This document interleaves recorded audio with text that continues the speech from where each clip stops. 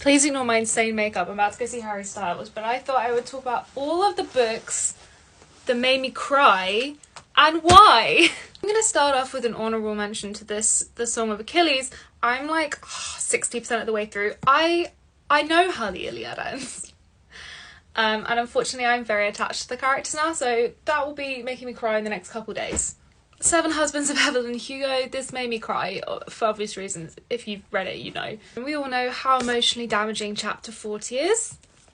Listen, in my defence, I was reading this on the train. I had just been made redundant, so I feel like that might have had something to do with it.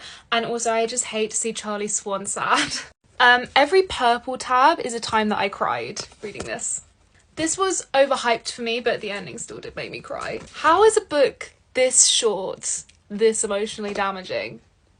This really did it for me when it came out in 2016. I was going through a rough patch and this made me cry probably the whole way through. I know this is like an uncool opinion now, but I still really like Matt Haig, and I cried when the cat died. I cried at this, but happy tears. This was a happy, sentimental cry. I can't remember what chapter it is, but when she goes to like the god of like the underworld's house, I think, is that where it happens? And she meets her three companions and I cried a lot.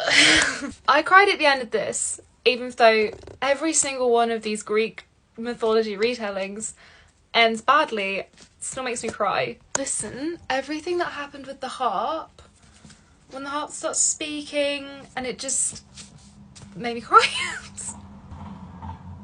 Miss Chloe Gong, I want to have words. I mean, in fairness, what else do we expect from a retelling of Romeo and Juliet? But still, the fact that this book has violent and ends in the title, and yet